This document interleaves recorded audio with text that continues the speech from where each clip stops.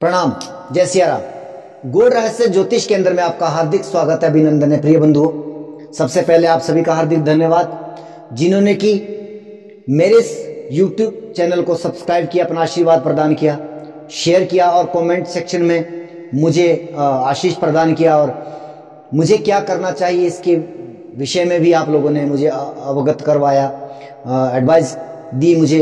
और उन्हीं के जरिए आज का जो महत्वपूर्ण वीडियो है, मेरा निवेदन ये रहेगा, आप इस वीडियो को स्किप किए बगैर ही देखेंगे। विषय बहुत गंभीर भी है, बहुत अच्छा तो मैं नहीं कहूँगा, अच्छा इसलिए नहीं कहूँगा क्योंकि यह विषय जो है कुछ ना कुछ नेगेटिव चीज़ों को दर्शाने के लिए, आगामी जो वर्ष आ रहा है उसमें घटने वाली घटना के लिए बनाया जा रहा है। मुझे सबसे पहले आप लोग क्षमा करेंगे, क्योंकि ये हमारे बस की चीज़ नहीं है कि जो घटनाएं घटती है हम वो कहते हैं जो ग्रह गोचर या नक्षत्रों के द्वारा या 12 राशियों के 12 लग्नों के 12 भावों के द्वारा जो है संचालित होता है।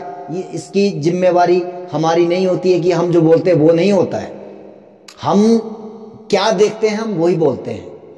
अब कई बार वो कुछ चीज़ें जो है नहीं दिखती है, कुछ लोगों को बहुत अच्छे तरीके से दिखती है, वो अच्छी सफल वो विश्लेषण कर जाते हैं या फलादेश कर जाते हैं, जो सफलता प्राप्त होती है। हालांकि आप लोगों के आशीर्वाद से और गुरुजनों के पुण्य आशीर्वाद से, आशीष से जो है इस YouTube चैनल पर या मेरे द्वारा जो मेरे इस YouTube चैनल पर जो अब तक भविष्यवाणियां हुई है, अभी तक 100% सत्य हुई है।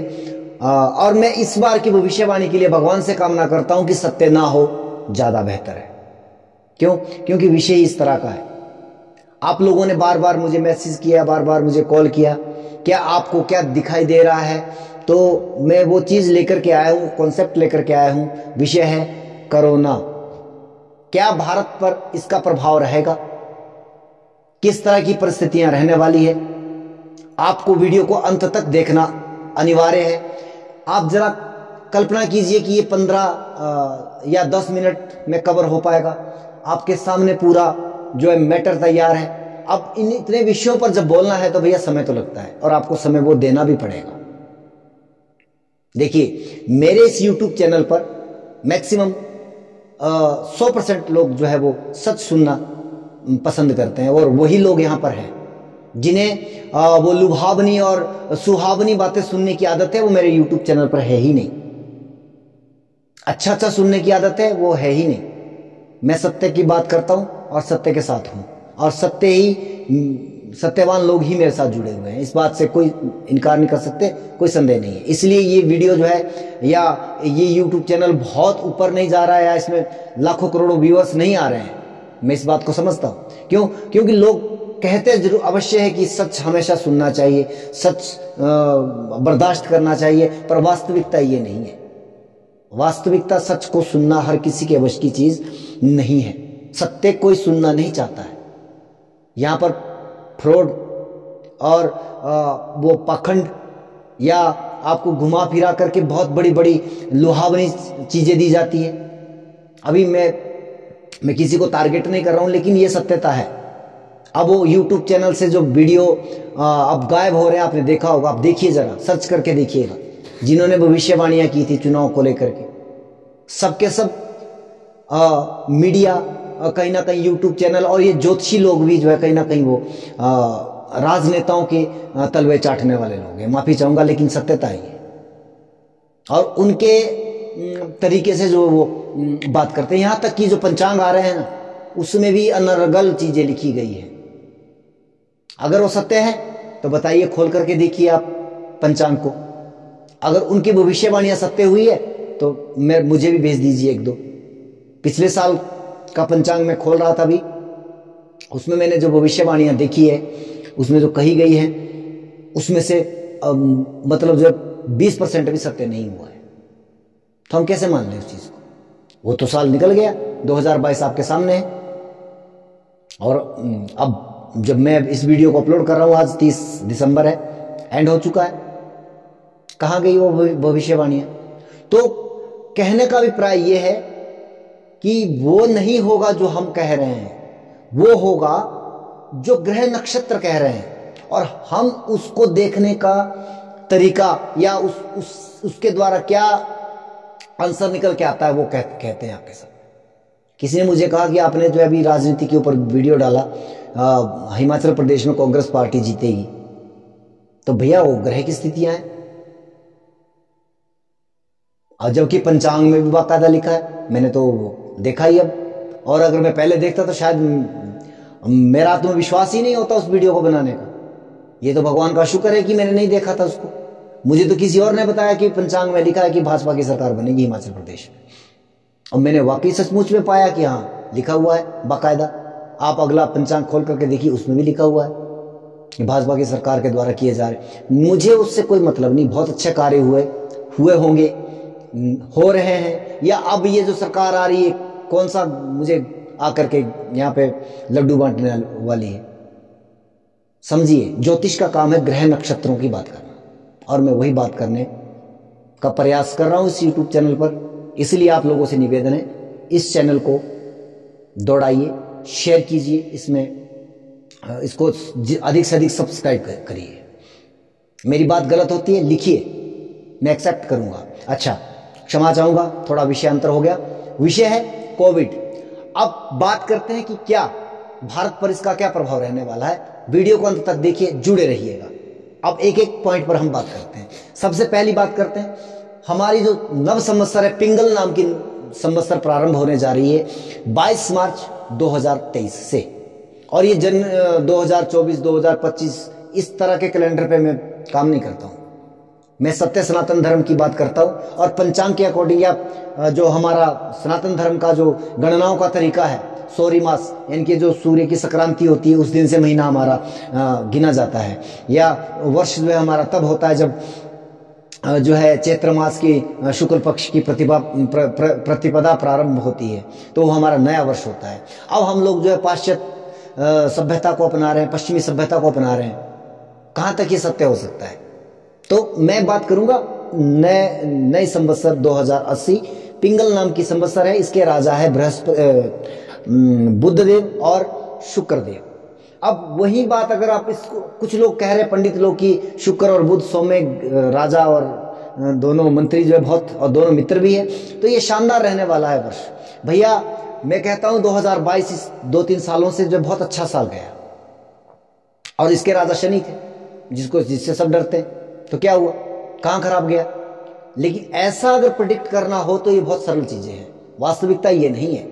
ग्रह गोचर क्या कह रहा, क्या परिस्थितियां हैं, आइए उसको जानने का प्रयास करते हैं। सबसे पहले भारत की कुंडली हम बात करेंगे, भारतवर्ष की। विश्व में क्या हो रहा है उसके ऊपर अभी चर्चा नहीं होगी। भारत की कुंडली 15 अगस्त 1947 रात के 12 बजे, वृषभ लगन और कर्क राशि, दशा चल रही है वर्तमान में चंद्रमा की। चंद्रमा के अंतर में केतु चल रहा है। वर्तमान की स्थिति बेहतर और अच्छी मैं कहूंगा अभी तक के हिसाब से, पिछले 2-3 वर्षों से या अगले आने वाले वर्षों से। अब जून के बाद, जुलाई के बाद जो है शुक्र एक्टिवेट हो रहा है अंतरदशा में, चंद्रमा में शुक्र आ रहा है। तो चंद्र और शुक्र दोनों एक साथ बैठे हुए हैं।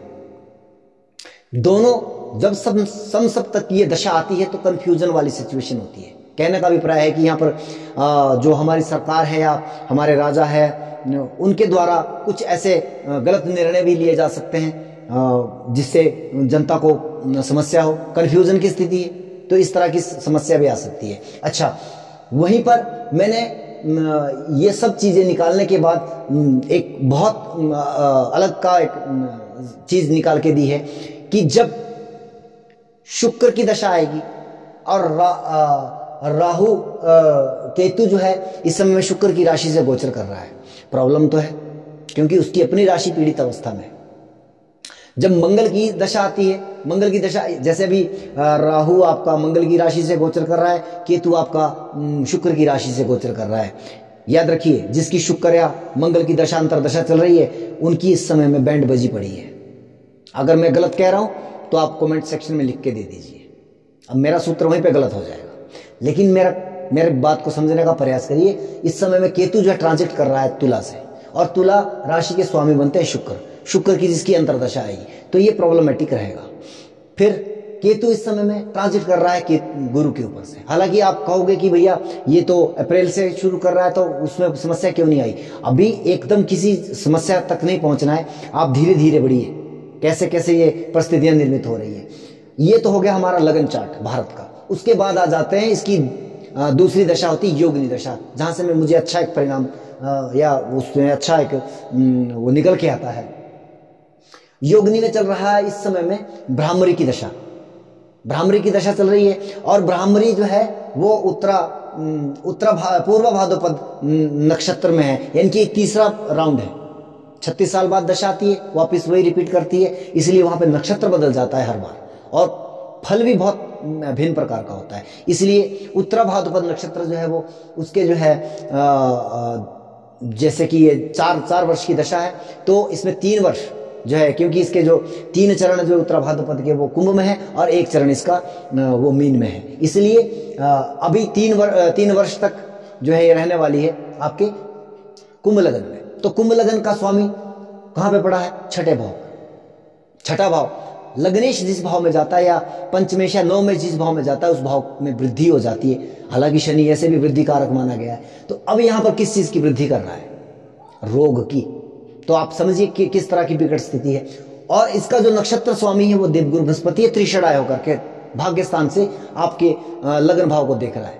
प्रॉब्लम यहां पे भी है, गुरु की दृष्टि को भी तब शुभ नहीं माना जाएगा जब वो ऑपरेट करे और वो त्रिषणाय हो जाए, क्योंकि 3, 6, 11 का स्वामी हमेशा अशुभ माना जाता है, खास करके जब उसकी जो वो ऑपरेट होता है, दशा अंतरदशा आती है। योगिनी की जो कुंडली है उसका देखने का अलग एक वेब है। तो ये एक सिमिलरिटी यहाँ पे आ रही है। दूसरी बात कि हम अगर देखें नव संवत्सर 21 मार्च रात को 8:53, यानी कि मैं समय डाल रहा हूं यहाँ का अपने हिमाचल प्रदेश का। ये हो सकता है इसमें 5 मिनट ऊपर नीचे ये हो सकता है, लेकिन लगन नहीं बदलने वाला है कहीं ना कहीं। तो वृश्चिक लगन उदित हो रहा है नव संवत्सर प्रारंभ होने पर। एग्जैक्ट जो वहां पे तिथि बदली। अब आप ये समझ रहे हैं कि नया साल जो है 22 से क्यों हो रहा है, क्योंकि वहां पे सूर्य उदय कालीन तिथि नहीं लग रही है। रात्रि के 8 बज करके वो लगभग 9 बजे मान लीजिए आप, 9 बजे के आसपास जो है वो तिथि बदली है, इसलिए वो गणना 22 से प्रारंभ होगी, क्योंकि सूर्य उदय कालीन तिथि जो है वो प्रतिपदा जो है वो 22 तारीख को लगेगी। घट स्थापना वगैरह जो नवरात्रों की होती है वो 22 तारीख को होगा, इसलिए 21 तारीख रात को 9 बजे जो है वो वृश्चिक लगन उदित हो रहा है। और वृश्चिक लगन का स्वामी कहां पे गया है? अष्टम भाव में। 8वां भाव पीड़ा का भाव, अष्टम भाव अचानकता का भाव। मंगल वहां पर बैठा है, प्रॉब्लम है, दुर्घटना की स्थिति बनती है। बल हो गया अष्टम भाव, लग्नेश जहां पे गया उस भाव को बल। अब किस चीज को बल मिला? पीड़ा को, परेशानियों को बल मिला है। 8वां भाव हमेशा भी नकारात्मक माना जाता है। तो आप यहां से भी आप अंदाजा लगा लीजिए कि संवत्सर का शुभारंभ किस तरह से हो रहा है। आपका लग्नेश वहां चला गया है। अब दूसरी बात है कि यहां पर गुरु बुध जो है राजा, वर्ष का राजा जो है वो पंचम भाव में निश्चित तौर पर, लेकिन नीचस्थ स्थिति में है और वहां पर इसका नीच भंग हो रहा है। मैं मानता हूं गुरु वहां पे साथ में बैठा हुआ है गज केसरी बना करके सूर्य के साथ, लेकिन यहां पर परिस्थिति क्या हो रही है कि जो मंत्री है शुक्र वो राहु के साथ छठे भाव में और पीड़ित अवस्था में। और शुक्र जब भी छठे भाव में बैठता है या गोचर करता है प्रॉब्लमेटिक होता है। 11वें भाव में और छठे भाव में प्रॉब्लमेटिक होता है। आपने कहीं से भी इस सूत्र को पकड़ लेना है। मैं इस बात को अब इतना डिटेलिंग में नहीं समझा सकता हूं। अच्छा, इसके बाद आ जाते हैं गोचरीय व्यवस्था पर। गोचर की क्या स्थिति बन रही है, इस तरह से क्या होगा कि अब ही ये प्रॉब्लम आएगी 2023 में अप्रैल के बाद। तो अब ये जो है आपके सामने गोचर का लगन है, भारतवर्ष की कुंडली के ऊपर से कौन सा ग्रह कहां से जा रहा है। तो अब ये केतु जो है वो गुरु के ऊपर से, यानी जीव के ऊपर से जा रहा है। हमारा जो देवगुरु बृहस्पति भारत की कुंडली में छठे भाव में और तुला राशि में, तुला के ऊपर से जो है इस समय में केतु गोचर कर रहा है। एक समस्या। दूसरी बात है जो और बड़ी जानकारी, ये तो खैर अप्रैल से हो रहा है तो प्रॉब्लम तो नहीं आई। यहीं पर 17 जनवरी को जो है वो शनिदेव जो है वो ट्रांजिट अपना कुंभ राशि में वो कर रहे हैं। अच्छा, ये कोविड आया कब? 2019-20 में। कब? जब देवगुरु बृहस्पति और शनि का मिलन हुआ। कहां पे? धनु राशि में। और वहां पे केतु देव भी साथ में थे। अच्छा, आपने ध्यान रखना गुरु और शनि का योग वैसे तो बहुत शानदार है, लेकिन शनि जो है न्यायाधीश है, और जीव, जीव कौन है? देवगुरु बृहस्पति को जीव कहा जाता है, जीव कारक। हम लोग सब जीव हैं, यानी कि हमारा जो कारक है वो गुरु है, और गुरु जीव जो कार्य करता है, कर्म करता है, यानी कि हम लोग जो कर्म करते हैं उसका अच्छा या बुरा परिणाम कौन देता है? न्यायाधीश, जज। और जज कौन है? शनिदेव। ये एक राउंड 20 साल में दोनों मिलते हैं, वहां पे इनका बायोडाटा एक्सचेंज होता है, वहां पे जानकारी प्राप्त होती है, भैया आपका क्या कैसे साहब। लेकिन जब ये पांचवें राउंड में इकट्ठे होते हैं, इनकी पांच बार जब ये मिलते हैं आपस में, जब ये 5वीं बार इनकी मिलन होता है, तो उस समय में हमेशा आप ध्यान रखना, पिछले 200-300 वर्ष की जो है, आप जो अगर वो कुंडलियां खंगालोगे, आप पाओगे वहां पर कि गुरु और शनि की युति वहां पर हुई पड़ी होगी। यानी कि जीव, ये जो महामारियां हैं ये हर 100 वर्ष में क्यों आती है? जीव को सजा कौन देता है? न्यायाधीश। कब? जब आपने गलत कार्य किया है। और आप देख रहे हैं कि मानवता कहाँ रही है, गौहत्या हो रही है, यहाँ पर अत्याचार हर तरफ से हो रहा है, चोरी डकैती बदमाशी लूटपाट या हिंसा की स्थिति हर तरफ फैली हुई है। एक दूसरे को इंसान नहीं समझ रहा है, काटने को दौड़ रहा है, मारने को दौड़ रहा है, एक दूसरे के प्रति हमेशा द्वेष भाव। तो जब इस तरह की परिस्थितियां होती, ये कर्म हमारे जो है ऊंच नीच जो कर्म होते हैं, उसकी सजा कौन देगा? जज। अच्छा, ये 20 साल में हर बार मिलते, तब क्यों नहीं देता? भैया वैसे तो कानूनी प्रक्रिया में बहुत समय लगता है, जज भी एकदम निर्णय नहीं देता है, और शनि तो वैसे भी डिले करके निर्णय देता है, लेकिन ये बहुत सोच समझ के, बहुत विचार के, हर सबूतों और हर गवाहों को मद्देनजर रखते हुए ये फिर सजा सुनाता है। और फिर सजा किसको भोगनी पड़ती है? हम आपको, हम सभी को। कर्म चाहे हमने बुरे किए हैं या अच्छे किए हैं, सब इसमें आ जाते हैं। क्यों? क्योंकि अगर हमने अच्छे कर्म किए हैं तो हमने बुरे कर्म करने वाले को कहाँ रोका? उनको कहाँ रोक रहे हैं हम लोग? नहीं रोक रहे हैं। तो देखने वाला भी गुनहगार और करने वाला तो है ही। तो ये सजा जो है, ये आप खंगाल लीजिए, 2020, 1920, 1820, 1720, या मतलब इसके आसपास के 1-2 वर्ष, 19, 20, 18, 22 तक आप कैलकुलेट कर लीजिए। वहां पर आपको गुरु और शनि की युति मिलेगी, और हर वर्ष, हर 100 वर्ष के बाद ये युति भी 5वीं बार होती है, और महामारी भी आती है। अगर मैं गलत हूं कमेंट सेक्शन में लिखिएगा। अच्छा, अब ये जो है ना, देखिए, और ये महामारी जब आती है तो ये एकदम तो नहीं जाने वाली है। स्थितियां तो ये 2022 में क्यों रिलैक्स हो गया? हालांकि शनि की दृष्टि गुरु के ऊपर तब भी थी, लेकिन वहां पर गुरु अकेले थे, शनि भी अकेले थे, प्रॉब्लम इतनी ज्यादा नहीं थी। लेकिन अब क्या हो रहा है अब की बार, कि जैसे 22 अप्रैल को देवगुरु बृहस्पति राहु के ऊपर राहु के साथ ट्रांजिट करेंगे मेष राशि में। अभी राहु मेष राशि में गोचर कर रहा है, तो शनि की अब दृष्टि जब पड़ रही है तो ये घातक हो जाएगी, क्योंकि शनि की दृष्टि राहु के ऊपर भी पड़ रही है, और वहां पर जीव कारक देवगुरु बृहस्पति पहले ही राहु के द्वारा भी पीड़ित है, और ऊपर से शनि की दृष्टि के द्वारा भी पीड़ित है। इनके जीव को पीड़ा हो रही है। इसका मतलब साफ सीधा स्पष्ट क्या हो रहा है कि महामारी पुनः 1 वर्ष का ब्रेक लेने के बाद भारत में भी प्रवेश करेगी, और तकड़े तरीके से प्रवेश करेगी।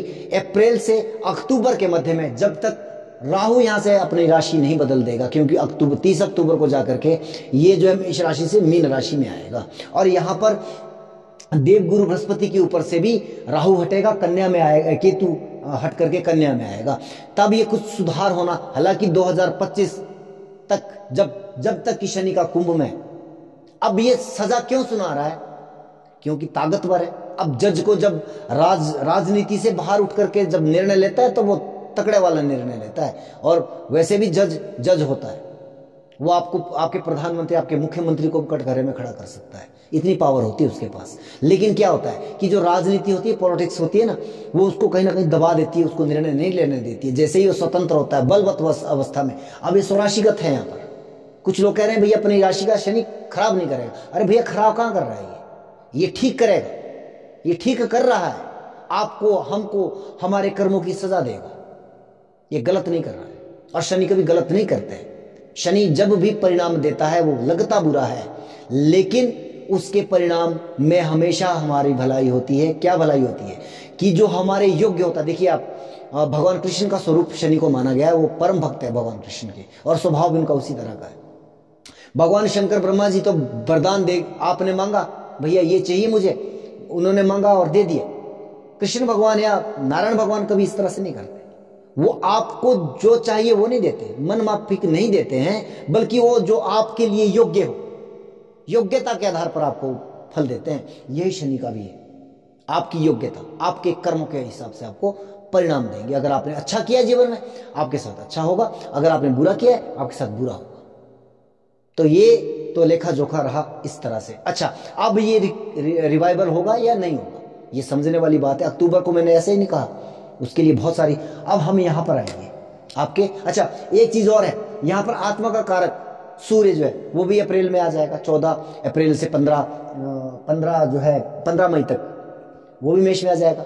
अब आत्मा, जीव आत्मा दोनों के दोनों राहु और शनि के द्वारा पीड़ित अवस्था में, और जब राहु और शनि के या दृष्टि संबंध होता भी आपने देखा होगा कुछ समय अप्रैल से और मई के मध्य में, तब भी शनिदेव यहाँ पे थे। जुलाई के मध्य में, सॉरी, मई जून और जुलाई के मध्य में आपने देखा होगा मंगल राहु की युति हो रही थी मेष में, और शनि ने जो है तीसरी दृष्टि डाली थी वहां पर। तो उस समय में काफी ज्यादा विस्फोटक स्थितियां निर्मित हुई, काफी ज्यादा वो आक्रोश हुआ और जनता में भी, और कुछ परिस्थिति, हालांकि महामारी जैसी सिचुएशन तो उस समय में नहीं थी। क्यों? क्योंकि वहां पे जीव कारक गुरु का ट्रांजिट नहीं हो रहा था। अच्छा, प्रभाव तो इसका दिखाई दे रहा है। आपने देखा होगा, आप समाचार सुनते होंगे चाइना में क्या हालत हो रही है, बाहर के देशों में परिस्थितियां बिगड़ने वाली। हालांकि ये हमारे विदेश भाव में है। मैं ये तो नहीं कहता यहाँ पर कितने लोग जाएंगे या बचेंगे या कुछ, वो नहीं, मैं उस विषय पर नहीं आ सकता हूँ। हो सकता है हम रिवाइवल कर दे, भारतीय लोग हैं, वैक्सीन वगैरह हो रही है, हम बच पाए, लेकिन ये विकट होने वाला है। 12वां भाव हमारा हॉस्पिटल का, 12वां भाव हमारा बिस्तर का, शैया सुख का। तो हॉस्पिटलों में बिस्तरों की आपूर्ति या उसकी कमी दिखाई देगी निश्चित तौर पर। तो इसका मतलब तो सीधा है, जब ये 12वां भाव एक्शन में आ रहा है, 12वां भाव विदेश का भी है, तो विदेशी सीमाएं भी बंद होने वाली है। ये वीडियो डराने के लिए नहीं है, उन लोगों के लिए जो विदेश जाने का मन बना रहे हैं, उनसे भी मैं आग्रह करूंगा कि अभी थोड़ा सा रुक लें। अगर आपका वीजा वगैरह अप्लाई हो गया है, थोड़ा सा रुक लें, आप 2023 का इंतजार कर लें, अक्टूबर तक का, क्योंकि बाहर की सीमाएं बंद होने वाली है। और जो बाहर से अंदर आना चाहता है भारत की तरफ, उनके लिए भी मेरा निवेदन है कि आप जल्दी से जल्दी, आपके पास 1-2 महीने का, ये अप्रैल से और अक्टूबर के मध्य में स्थिति खराब होने वाली है। उसके पीछे का कारण आइए, कोर्ट चक्र, रिवाइवल या प्रॉब्लम। तो कोर्ट चक्कर मैंने बना करके रखा है सब कुछ, क्योंकि समय थोड़ा सा ज्यादा ना लगे। शनिदेव आपके स्तंभ में प्रवेश कर रहे हैं, क्रूर ग्रह हैं, और ना तो ये यहाँ के कोर्ट स्वामी, अगर कोर्ट स्वामी होते तो हम इसको अच्छा मानते हैं। कोर्ट स्वामी हमारे चंद्रमा है, भारतवर्ष की कुंडली की बात कर रहा हूं, और कोर्टपाल हमारे राहुदेव है। तो राहुदेव तो बाहर पहरा दे रहे हैं, लेकिन भैया अंदर पहले ही शत्रु छुपे हुए हैं, तो बाहर के पहरे से क्या होगा? आपने अगर अपने महल में ही शत्रु पाल रखे हैं, अंदर ही प्रॉब्लम है, तो अब ये बॉर्डर पर पहरा दे करके कोई फायदा नहीं है। दूसरी चीज क्या है कि देवगुरु बृहस्पति भी बाहरी, जो सबसे शुभ ग्रह प्लेनेट है, वो भी बाहरी सतह में या बाहरी भाग में जो है वो ट्रांजिट में रहेंगे। हालांकि वो लगभग 22 जून को जो है वो भरणी में प्रवेश करेंगे, उसके बाद कृतिका में जाएंगे, लेकिन फिर बकरी होकर वापस हट जाएंगे। कृतिका तक पहुंचने से पहले वो बकरी हो जाएंगे। तो ये यहां पर परिस्थितियां बहुत अच्छी नहीं है। अच्छा, चंद्रमा जो हमारा कोर्ट स्वामी है, जिसको अंदर रहना चाहिए, वो भी लगभग आपके अप्रैल में, या वर्षारंभ जो हमारा 21 मार्च रात्रि के 8:53 पर जो हो रहा है, उस समय में 27 यानी कि आपके मध्यम भाग में है। यानी कि ये भी इतना अच्छा प्रभाव अंदर इनका भी नहीं है। ये मतलब मध्यम से भी लगभग बाहर की तरफ ही इनका प्रस्थान हो रहा है, बाहर की तरफ ही निकल रहे हैं चंद्रमा यहाँ पर। तो ये परिस्थितियां विकट होती हुई दिखाई दे रही है। अच्छा, अक्टूबर में जो है, जब ये राहु और केतु अपना राशि बदल रहे हैं 30 अक्टूबर को, उस दिन चंद्रमा जो है वो रिवाइवर के तौर पर आपके स्तंभ स्थान में प्रवेश करेगा, मध्यम स्थान से आगे बढ़ करके प्रवेश करेगा। वहां पर परिस्थितियां जो है कुछ बेहतर होनी शुरू हो जाएगी।